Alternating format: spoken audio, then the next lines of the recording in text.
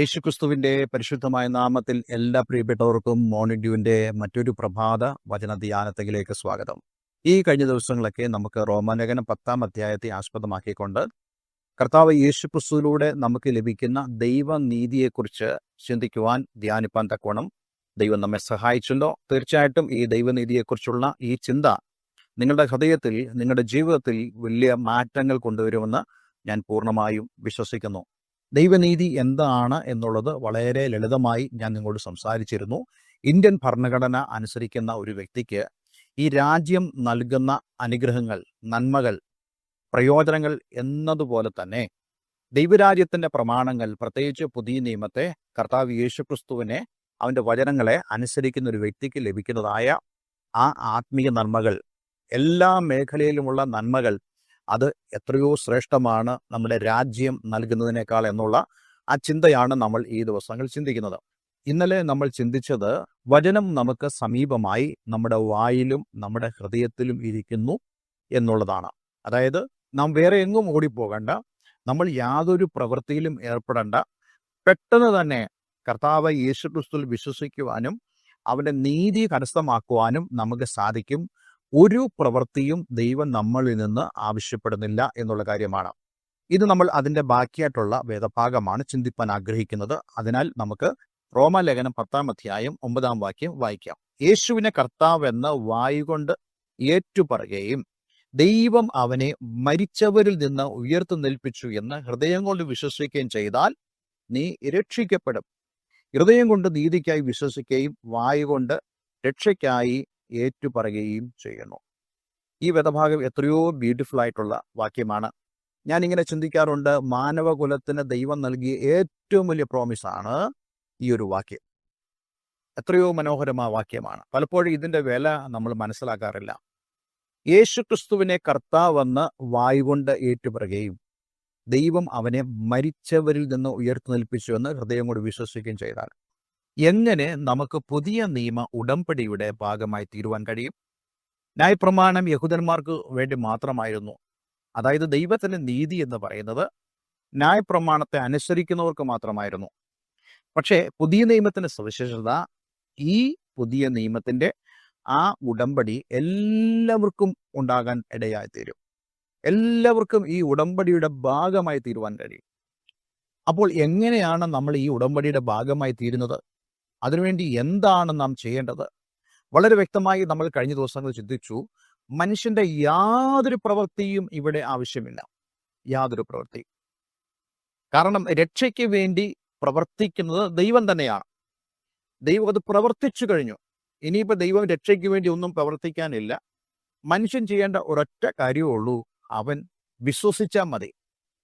അവൻ ചെയ്യേണ്ട കാര്യങ്ങളെക്കുറിച്ചാണ് ഇന്ന് നമ്മൾ ചിന്തിക്കുന്നത്. ഇവിടെ നമ്മൾ വായിക്കുന്നു, യേശുവിനെ കർത്താവെന്ന് വായുകൊണ്ട് ഏറ്റുപറയുകയും ദൈവം അവനെ മരിച്ചവരിൽ നിന്ന് ഉയർത്തെഴുന്നേൽപ്പിച്ചുവെന്ന് ഹൃദയം കൊണ്ട് വിശ്വസിക്കുകയും ചെയ്താൽ നീ രക്ഷിക്കപ്പെടും. ഹൃദയം കൊണ്ട് നീതിക്കായി വിശ്വസിക്കുകയും വായു കൊണ്ട് രക്ഷയ്ക്കായി ഏറ്റുപറയുകയും ചെയ്യുന്നു. ആദ്യം പറഞ്ഞ കാര്യത്തെ കുറച്ചുകൂടെ ആംപ്ലിഫൈ ചെയ്തുകൊണ്ട്, വിശദീകരിച്ചുകൊണ്ട് 10-ാം വാക്യത്തിൽ പറയുന്ന കാര്യമാണ് നമ്മൾ 10-ാം വാക്യത്തിൽ വായിച്ചത്. അപ്പോൾ ആദ്യ ഭാഗത്ത് എന്താണ് നമ്മൾ കാണുന്നത്? യേശുവിനെ കർത്താവെന്ന് വായു കൊണ്ട് ഏറ്റുപറയുക. ഇത് വളരെ പ്രധാനപ്പെട്ട കാര്യമാണ്. എന്താണ് കർത്താവ് എന്നുള്ളതായ വാക്ക്? കുരിയോസ് എന്നുള്ള ഒരു പദമാണ് നമുക്ക് ഈ ഗ്രീക്കിൽ കാണുവാൻ കഴിയുന്നത്. അതിനർത്ഥം എന്താണെന്ന് ചോദിച്ചു കഴിഞ്ഞാൽ, കർത്താവ്, അതായത് നമ്മുടെ ജീവിതത്തിൻ്റെ അധിപൻ, നമ്മുടെ ജീവിതത്തെ ഭരിക്കുന്നവൻ, എല്ലാ മേഖലകളെയും നിയന്ത്രിക്കുന്നവൻ എന്നുള്ള അർത്ഥമാണ് ഈ കുരിയോസ് എന്ന വാക്കിനുള്ളത്. പ്രത്യേകിച്ച് ഈ പൗലോസിന്റെ കാലത്ത് ഈ ഒരു കാര്യം പറയുമ്പോൾ വളരെയധികം പ്രാധാന്യം ഇതിനുണ്ടായിരുന്നു. കാരണം അന്ന് ചക്രവർത്തിമാരെ ആളുകൾ വിളിച്ചിരുന്നത് കുരിയോസ് എന്നുള്ള പദത്താലാണ്, അതായത് കർത്താവ്. ചക്രവർത്തി ആരാധന റോമൻ സാമ്രാജ്യത്തിൽ ഉണ്ടായിരുന്നു എന്ന് നമ്മൾ കേട്ടിട്ടുണ്ട്, പഠിച്ചിട്ടുണ്ട്. അവരെല്ലാവരും തന്നെ ഈ ചക്രവർത്തിമാരെ ലോർഡ് എന്നായിരുന്നു വിളിച്ചിരുന്നത്, കർത്താവ് എന്നാണ് വിളിച്ചിരുന്നത്. ഇതിൻ്റെ ഒരു സ്വാധീനം നമുക്കറിയാം ഇന്നുമുണ്ട്. ഇംഗ്ലണ്ടിലും മറ്റുമായി കോമൺവെൽത്ത് രാജ്യങ്ങളിലൊക്കെ ലോർഡ് എന്ന പദം ധാരാളമായിട്ട് ഉപയോഗിക്കുന്നുണ്ട്. ലോർഡ് മൗണ്ട് ബാറ്റൻ പ്രഭു എന്നൊക്കെ നമ്മൾ കേട്ടിട്ടുണ്ടല്ലോ.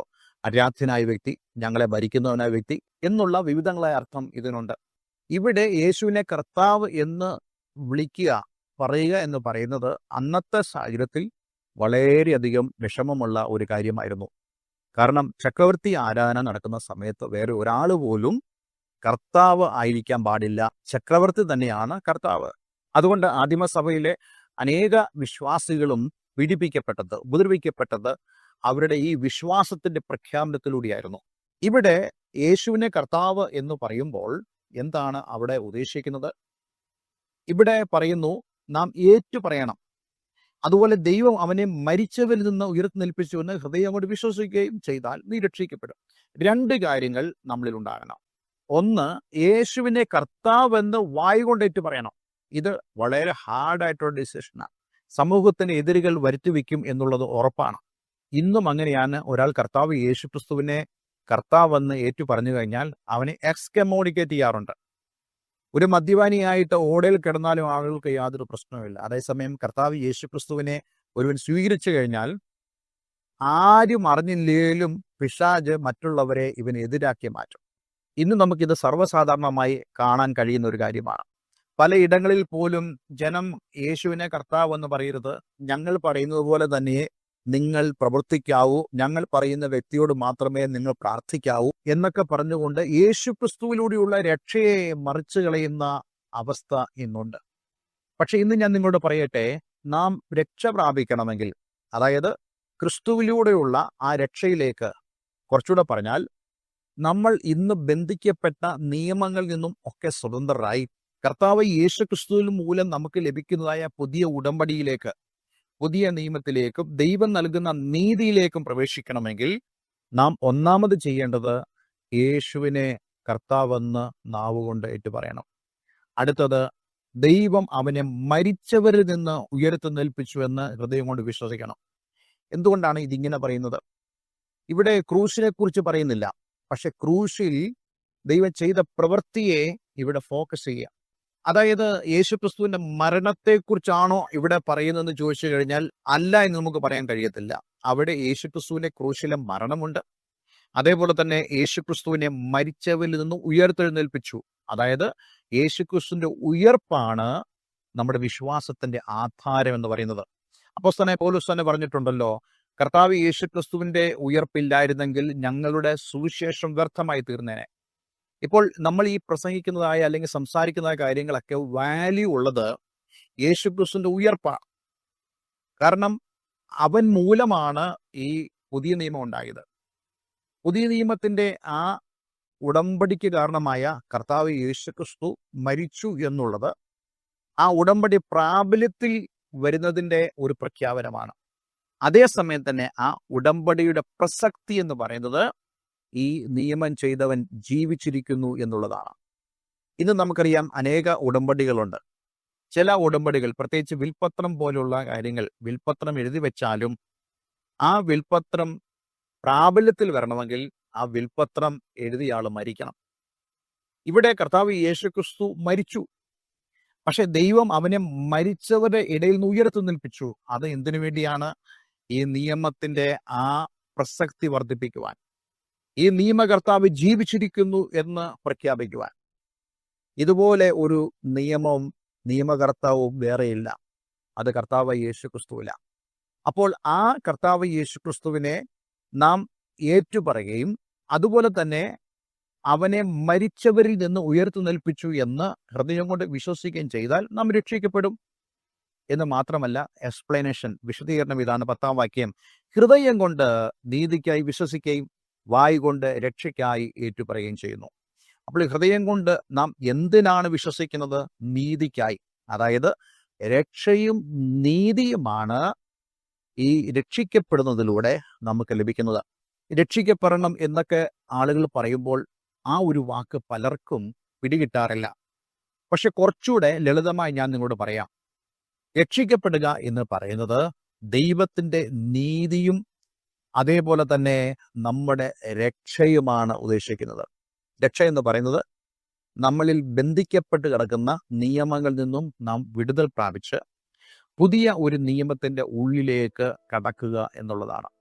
ഈ ഒരു അനുഭവം പ്രാപിച്ചവർക്കായി ഞാൻ ദൈവത്തിന് സ്തോത്രം ചെയ്യുന്നു. ഇന്നെ കേൾക്കുന്ന ആരെങ്കിലും ഈ ഒരു അനുഭവത്തിലേക്ക് വന്നിട്ടില്ലെങ്കിൽ നിങ്ങൾക്കും കർത്താവ് യേശുക്രിസ്തു മുഖാന്തരം ദൈവം സ്ഥാപിച്ച ആ പുതിയ നിയമ ഉടമ്പടിയിലേക്ക് പ്രവേശിക്കാനും ദൈവത്തിന് നീതി അനുഭവിക്കുവാനും കഴിയും.